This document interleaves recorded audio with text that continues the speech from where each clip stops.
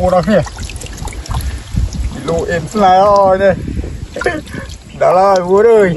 Toàn là nè để sát đây kia tập vô là rom mới đi.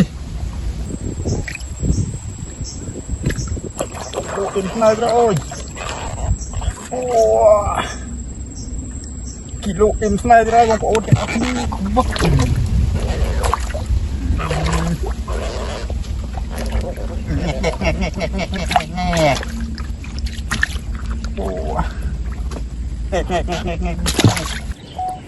Chú là vụ nào kìa.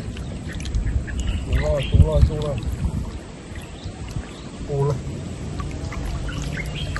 là con này. Chú rồi. Ốc mơ thằng ốc nia bông ôn. Ốc nia thì lô nén đáy. Kilo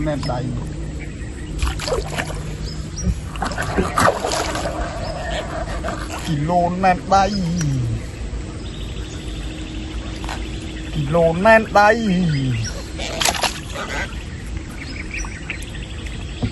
Em snai ơi.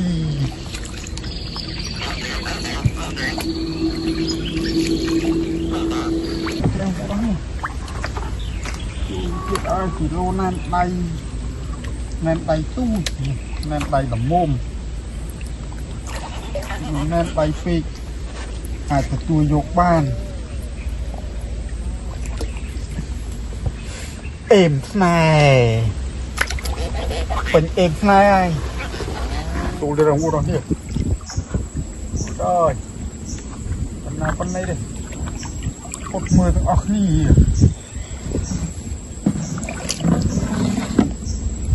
Này, một lại cái này. Ủa rồi, thì lũ em snai đó. Nè. Lũ em snai rồi. Lũ em snai rồi.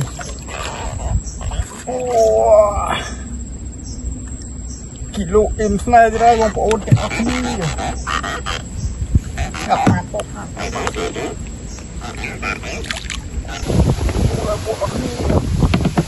Chạy mặn của nó.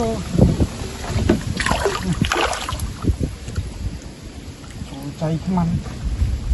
Anh này hụt bật nồi rột lăng nồi này.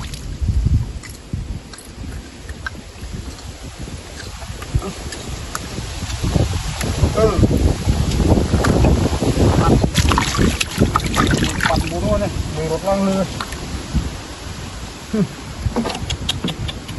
Chọc càng cao.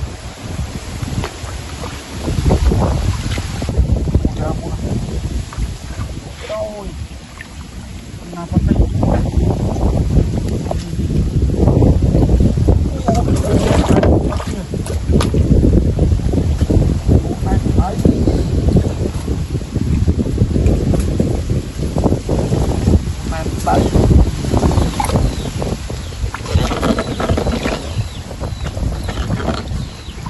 Nuôi gì? Ủa này không có gì đâu nữa. Mặn. Cháy mặn.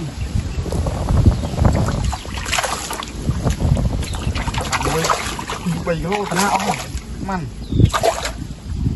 Còn bàn đấy. Bạn này cháy mặn 11 kilo ấy. Tìm mà ơi.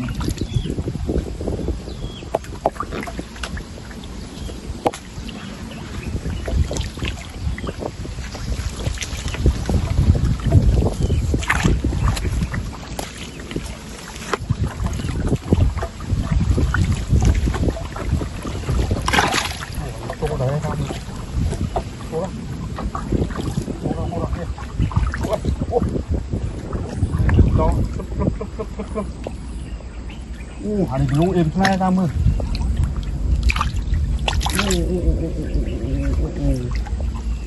Lũ em khai rồi. Em khai của xong một môn ốc đi.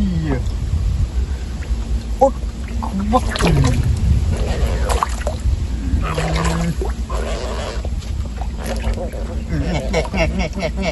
Nghe.